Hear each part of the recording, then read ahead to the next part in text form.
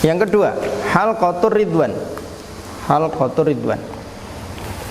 Ma intan fadda halqatun nur bainal aminaini illa, belum selesai atau masih berjalan halaqah an-nur di antara Rasulullah dengan malaikat Jibril, illa wa tu'qadu ba'daha mubasyaratan halqatur ridwan, melainkan setelahnya langsung ada halaqah ar-ridwan.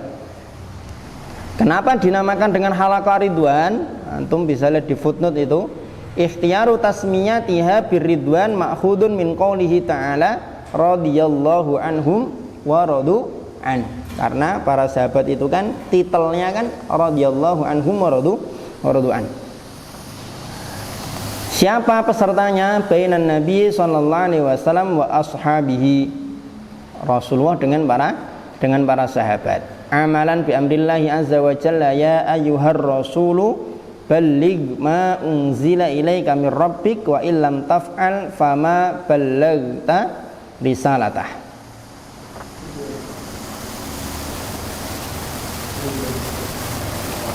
Fakana sahabatu ya'khuduna dawran Nabi sallallahu alaihi wasallam fil insat lil wahyi. Para sahabat dalam halaqah ar-ridwan mengambil perannya Rasulullah dalam halaqah an-nur.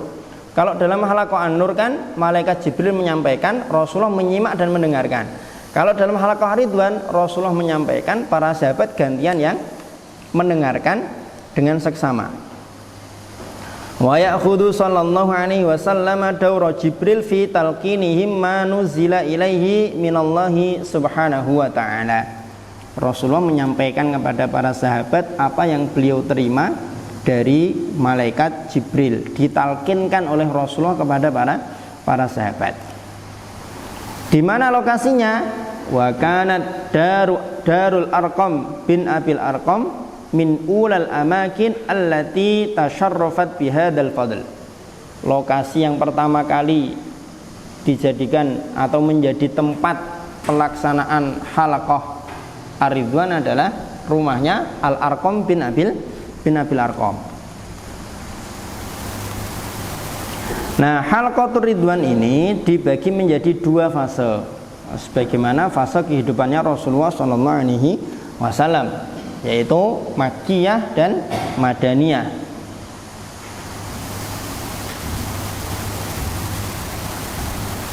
Famin Makkah awalan intasyaron nur baina ashabi Rasulillahi sallallahu alaihi wasallam.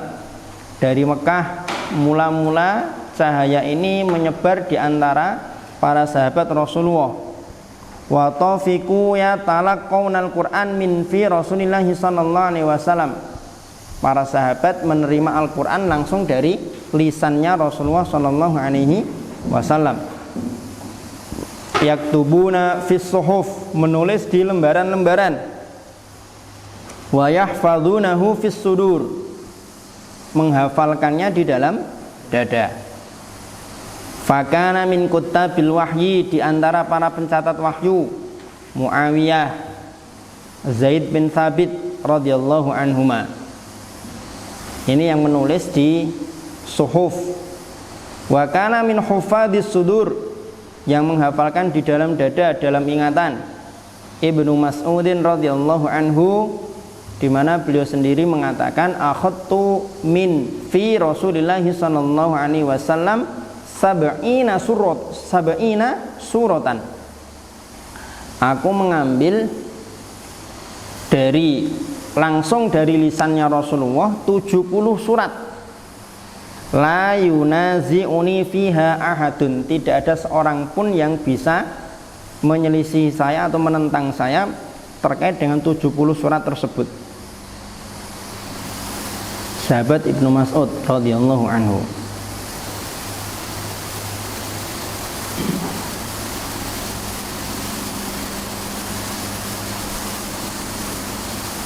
Ini yang kedua, halaqatur ridwan. Yang ketiga, halaqat thayyibatil Qur'aniyah. Amma fil marhalatil madaniyah, adapun fase madaniyah, wa fil madinatil munawwarah thayyibatut thayyibah. Di Madinah Munawwarah yang disebut dengan Thayyibatut Thayyibah. Faqad kana intisharu hadzal nur awsa, penyebaran cahaya Al-Qur'an ini lebih luas. Fa ahluha humul ansarul ladzina fatahu qulubahum lidzikri wat tanzil. Penduduknya adalah sahabat Ansor yang sudah membuka hatinya untuk menerima az-zikri wat tanzil, Al-Qur'an. Wa aslamu arwahahum fida'an lahu, telah menyerahkan, memasrahkan jiwanya sebagai tebusan untuk Al-Qur'an.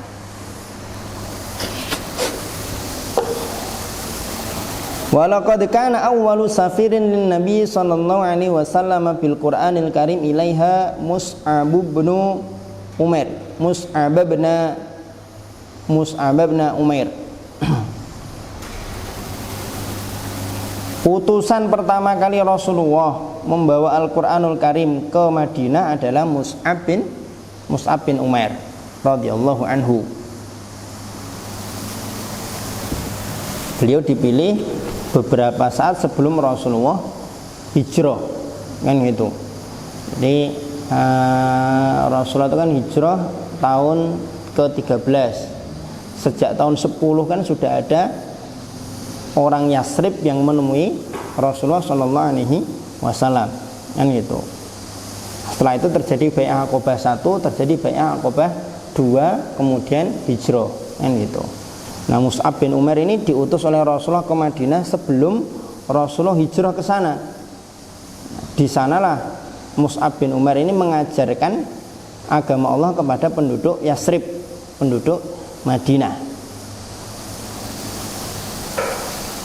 Halaqah Qur'aniyah yang pertama kali dibuat terjadi di Madinah adalah halaqah antara Mus'ab bin Umair dengan As'ad bin Zurarah. Itu di paragraf yang sama baris ketiga itu. Wa yuqadu fiha ulal halaqat al-Qur'aniyah ma'a As'ad bin Zurarah al-Khazraji. Berarti dari suku Khazraj.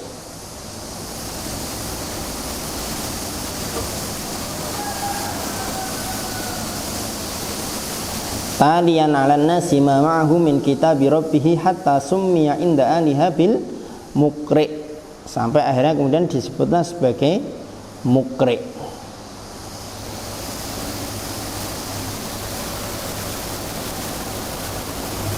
Dimulainya oleh Mus'ab bin Umair.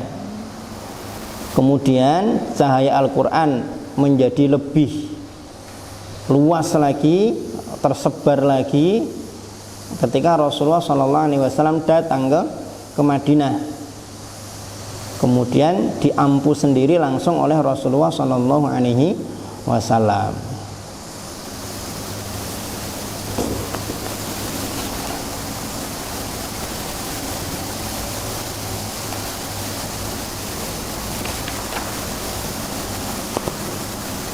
Nah, selain Rasulullah SAW mengampu sendiri taklim dan iqra Al-Quran kepada para sahabat baik muhajirin atau ansor, kama atharo, paragraf yang paling bawah, sebagaimana halnya atharo, Rasulullah memotivasi, mendorong, kama atharo taujihun Nabi sallallahu alaihi wasallam fi hadits Abi Hurairah al-mutaqaddim, wa majtama'a qaumun fi baitin min buyutillahi yatluna kitaballah. Rasulullah memberikan motivasi kepada para sahabat untuk berkumpul, mengkaji, mempelajari Al-Qur'an. Juga melalui sabdanya beliau yang lain, balighu anni walau ayah. Nah, sabda beliau dua ini mendorong himamas sahabah, ya kan? Himamas sahabah. Tiba-tiba di sini ada isim mansub. Ada isim mansub. Fi'il fa'ilnya mana? Di depan. Athara taujihun Nabi, maf'ulnya himamas sahabah. Jauh sekali kan? Motivasinya Rasulullah melalui dua hadis itu mendorong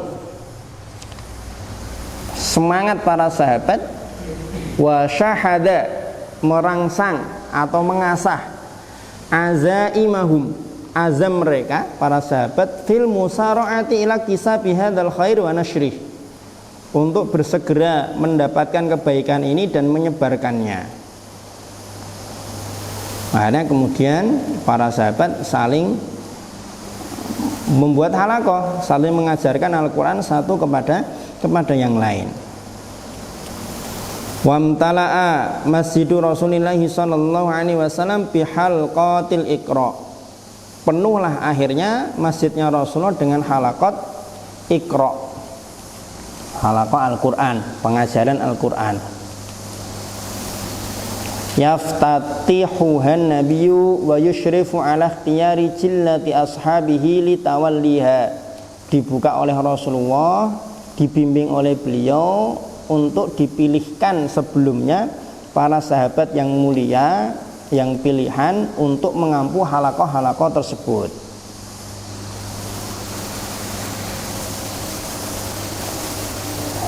Ini dikuatkan dengan satu riwayat dari Ubadah bin Somit yang merupakan seorang sahabat Ansor. Beliau memberikan kesaksian, karena rajulu adalah seorang laki-laki idza hajara, apabila berhijrah, maksudnya berhijrah ke Madinah, dafa'ahun Nabi sallallahu alaihi wasallam ila rajulin minna yu'allimuhul Qur'an, maka langsung dipasrahkan kepada salah seorang di antara sahabat Ansor. Untuk apa? Untuk diajarkan Al-Qur'an kepada dia. Fadafa'a ilayya Rasulullah sallallahu alaihi wasallam rajulan fakuntu uqri'uhu Al-Qur'an. Saya juga termasuk di antara yang mendapatkan amanah dari Rasulullah untuk mengajarkan Al-Quran kepada seorang laki-laki yang berhijrah.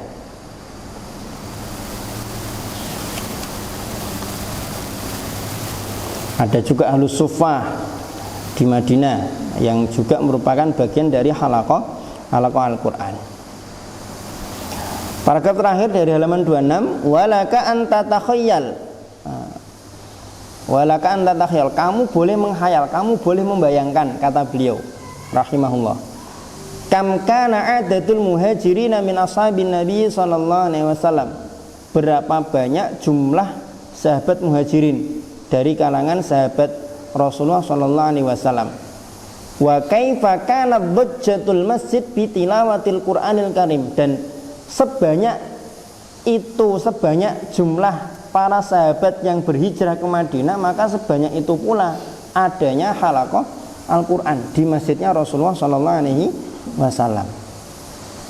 Hatta laqad amarahum Rasulullah sallallahu alaihi wasallam ayakhfidu aswatahum li alla yataghalatu. Sampai-sampai Rasulullah memerintahkan para sahabat untuk memelankan suara supaya tidak terjadi kekeliruan.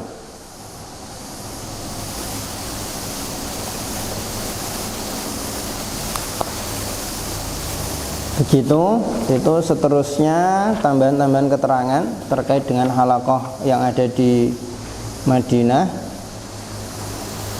Kemudian paragraf yang terakhir dari halaman 27 itu menyinggung terkait dengan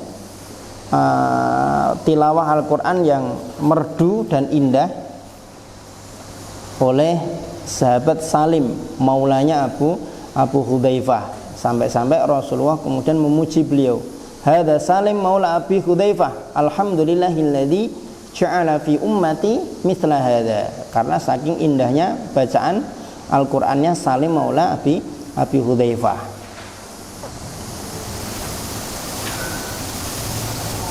Termasuk juga yang dipuji oleh Rasul adalah sahabat Abu Musa al-Asy'ari. Lau ra'aitanil barihah wa ana astamti'u li qira'atika laqad utita mizmaran min mazamiri ali Dawud. Kamu ini sudah dikasih salah satu di antara serulingnya keluarga Daud. Saking indah dan merdunya tilawahnya sahabat Abu Musa al-Asy'ari.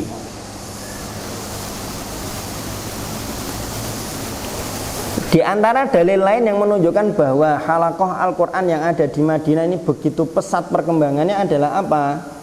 Wa yakfi dalilan, cukuplah menjadi bukti ala si'atin tisyari halaqatil Qur'anil Karim, halaman 28, paragraf ketiga.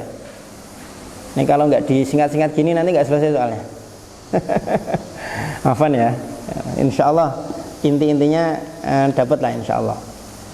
Yang dilewati tidak mengurangi esensi insya Allah. Cukuplah menjadi bukti luasnya penyebaran halaqah Al-Quran di Madinah tentu. Wa kathrati hufadhihi minas sahabah fil Madinah, dan banyaknya para penghafal Al-Quran dari kalangan sahabat di Madinah. Apa? Irsalun Nabi sallallahu alaihi wasallam fis sanatir rabi'ah min hijratihi al-mubarakah sab'ina minas sahabah. Halas sahih kanu yusammauna bil qurra. Rasulullah itu di tahun keempat Hijriyah mengutus 70 sahabat, di mana 70 sahabat ini dinamakan sebagai al-qurra. Ya, meskipun tidak bisa dikatakan 70 sahabat ini semuanya hafal Al-Quran 30 juz. Kenapa? Kenapa? Karena baru tahun keempat. Baru tahun keempat, artinya Al-Quran belum semuanya diturunkan, belum lengkap 30 juz. Ila kharijil Madinah linashril Quran wa ta'limihi, keluar Madinah untuk menyebarkan Al-Quran dan mengajarkan Al-Quran. Fakutilu, tapi kemudian beliau-beliau yang 70 ini kemudian dibunuh ridwanullahi alaihim an akhirihim bi bi'ri Ma'unah. Nah, peristiwanya biasa disebut sebagai Bi'ru Ma'unah. Kalau antum pernah baca kitab atau buku sejarah, ada peristiwa Bi'ru Ma'unah, itu adalah peristiwa ini. 70 sahabat qurra diutus oleh Rasulullah untuk mengajarkan Al-Quran, tapi kemudian malah dibunuh.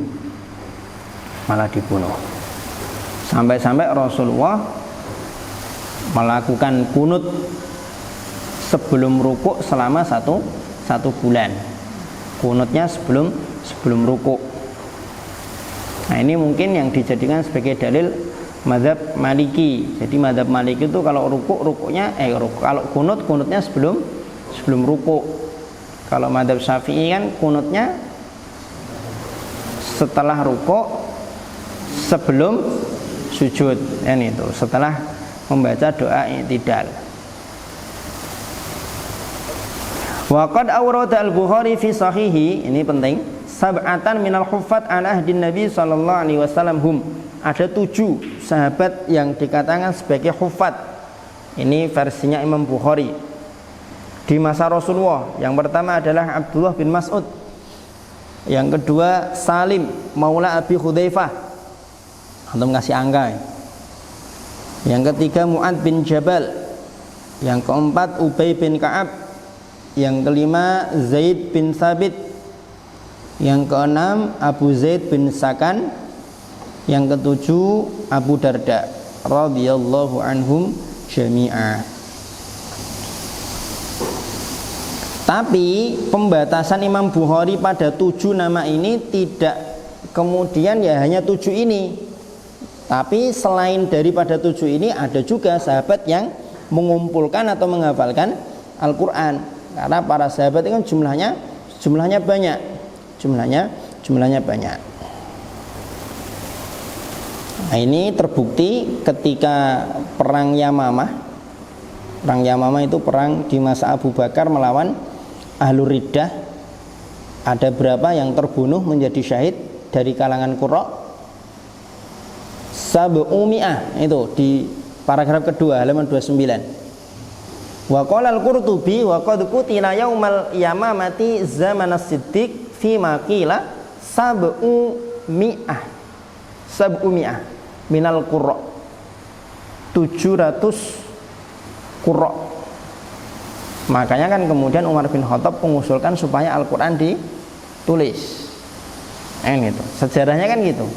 Kenapa Umar bin Khattab mengusulkan supaya Al-Quran ditulis? Karena melihat insiden setelah perang Yamamah, 700 sahabat qurra hufat syahid.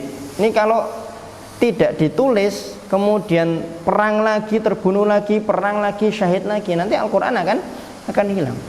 Awalnya Abu Bakar ya nolak.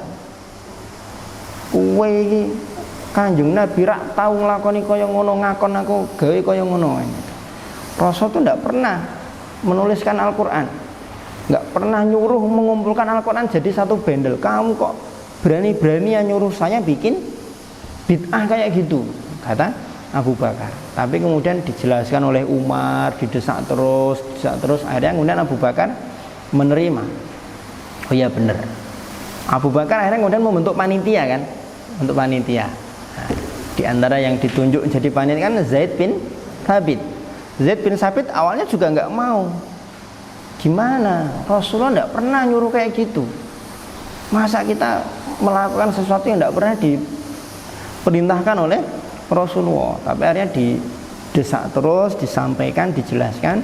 Zaid bin Thabit pun akhirnya kemudian mau kan. Akhirnya setelah itu kemudian dibentuklah panitia penyusunan Al-Quran, dikumpulkanlah itu suhuf yang tadi itu, yang nulis di kertas, nulis di pelepah kurma, kumpulkan semua.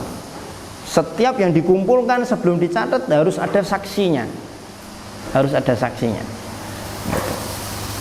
Nah, kok bisa urut set dari juz 1 sampai juz 30? Rasulullah itu sebelum memerintahkan sahabat pencatat wahyu untuk menuliskan wahyu, Rasulullah menunjukkan, taruh ayat ini di bagian ini, setelah ini masuknya di surat ini, sehingga memang urut. Jadi urutan Al-Quran itu bukan ijtihadnya Abu Bakar, bukan ijtihadnya Zaid bin Thabit, tapi sifatnya memang ilahi dari Allah Subhanahu wa taala, dari Rasulullah sallallahu alaihi wasallam. Gitu. Jadi bukan ijtihadnya Abu Bakar. Waqad dzakara Abu Ubaid fi kitabil qiraat al-qurra min ashabi Nabi sallallahu alaihi wasallam fa'adda minal muhajirin. Dari kalangan muhajirin yang disebut sebagai qurra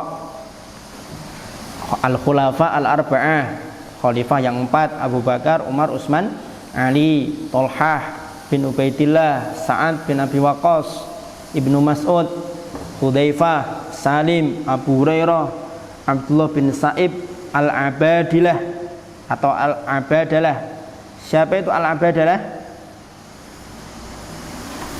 Al-Abadalah adalah Abdullah bin Umar, Abdullah bin Abbas, Abdullah bin Amru bin Al-As. Disebut dengan Al-Abadalah karena namanya Abdullah semua. Wa Aisyah wa Hafsah wa Umma Salamah radhiyallahu anhu ajma'in. Dari kalangan Ansar Ubadah bin Samit, Mu'ad yang diberi kunyah Abu Hulaimah, Mujammi' bin Jariyah, Fudalah bin Ubaid, Maslamah bin Mukhallad. Wa sarraha bi anna ba'dahum innama kammalahu ba'da wafatin Nabi sallallahu alaihi wasallam. Sebagian dari para qurra yang disebutkan ini menyempurnakan hafalannya setelah wafatnya Rasulullah sallallahu alaihi wasallam.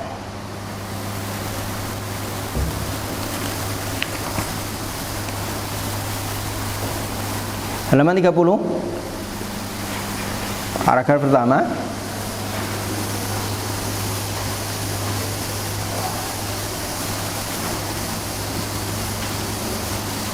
Wa an haula'i sahabati wa an ghairihim talaqa baqiyatus sahabah al-Qur'an al-Karim. Dari para sahabat inilah yang disebut sebagai al-Qurra ini tadi, para sahabat yang lain bertalaki menerima Al-Qur'an. Faqad rawa Anas bin Malik radhiyallahu anhu qala mata an-nabiy sallallahu alaihi wasallam wa lam yajma' al-Qur'an ghairu arba'ah. Ketika Rasulullah wafat itu tidak ada sahabat yang mengumpulkan Al-Quran secara sempurna kecuali hanya 4. Qala wa nahnu warithnahu. Anas bin Malik berkata, kami mewarisinya. Jadi yang 4 inilah kemudian dijadikan rujukan para sahabat yang lain belajar mengambil Al-Quran dari yang 4 ini.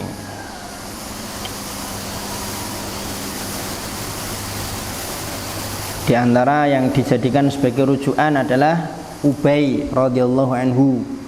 Dengan Abu Hurairah, Ibnu Abbas, Abdullah bin Sa'ib itu belajarnya kepada Ubay bin Ka'ab.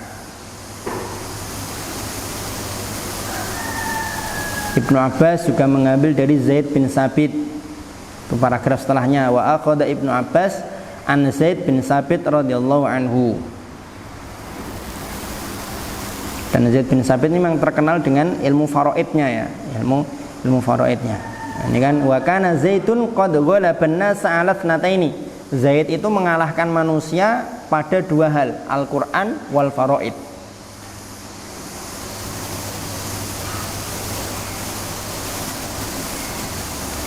Kemudian paragraf berikutnya itu menyebutkan generasi tabi'in yang merupakan murid dari para sahabat yang ada di Madinah. Di antaranya adalah Sa'id bin Al-Musayyib,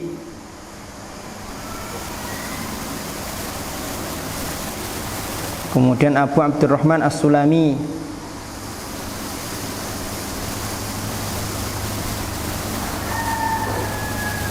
dan seterusnya. Itu nama-nama ya.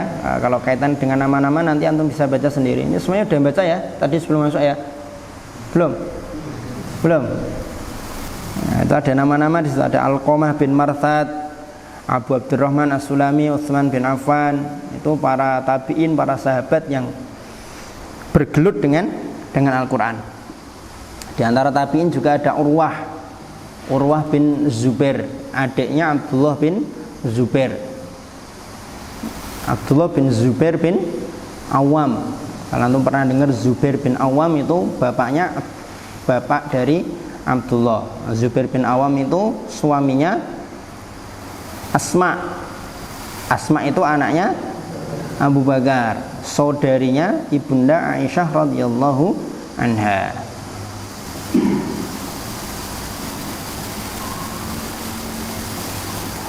Paragraf terakhir halaman 31 sebelum angka 4, wa hakadha, demikianlah tata ba'al khairu wantasyara, kebaikan ini terus berlanjut dan menyebar hatta balagul Kufah, sampai ke Kufah, wal Basrah dan Basrah, wasyam dan Syam, wa Misra Mesir, wal Yaman dan Yaman. Wa tafarraqas sahabatu fi tilkal bilad yungshiruna an-nura wa yaftatihuna ulal halaqat al-Qur'aniyah.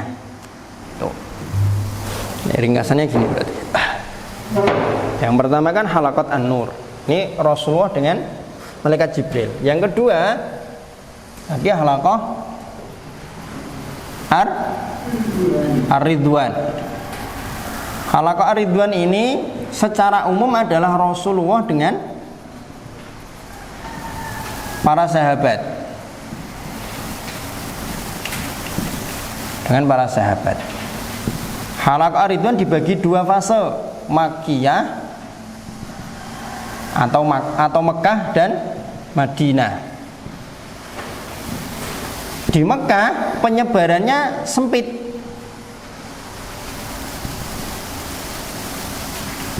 dan terbatas. Kenapa? Lokasinya ya di rumahnya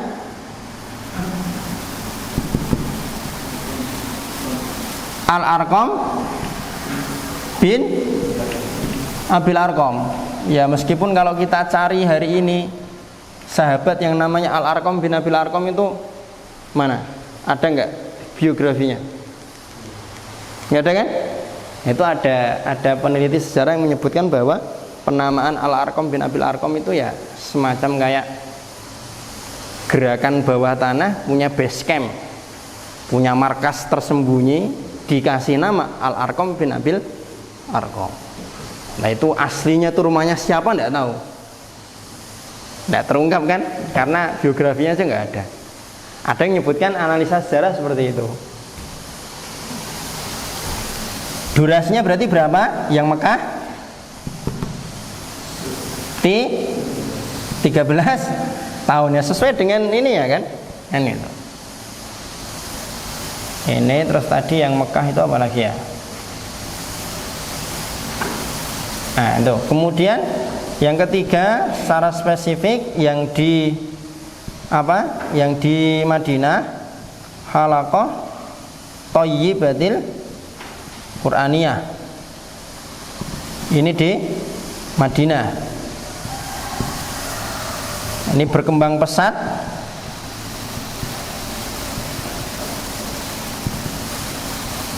Di tengah-tengah para sahabat.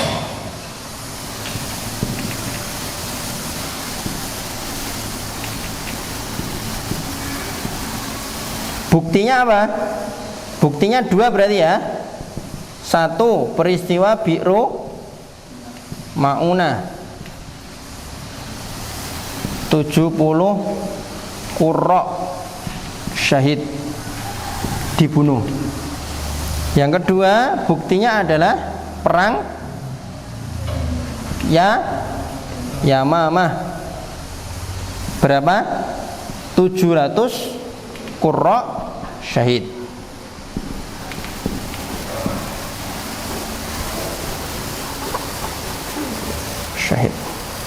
Nah, 2 dan 3 cara pelaksanaannya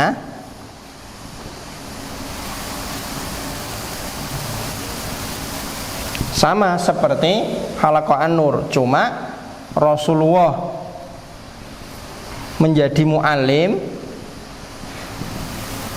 para sahabat yang muta'alimnya atau yang mendengarkannya, menerimanya. Dan semuanya menggunakan metode talaki. Baik malaikat Jibril dengan Rasulullah, Rasulullah dengan para sahabat, atau sesama sahabat, metodenya talaki semua. Metodenya talaki semua. Nanti untuk nama-nama antum catat sendiri, tidak saya ringkaskan. Untuk nama-nama ada 7 nama tadi, ada abadilah dan lain sebagainya, nanti antum tulis sendiri.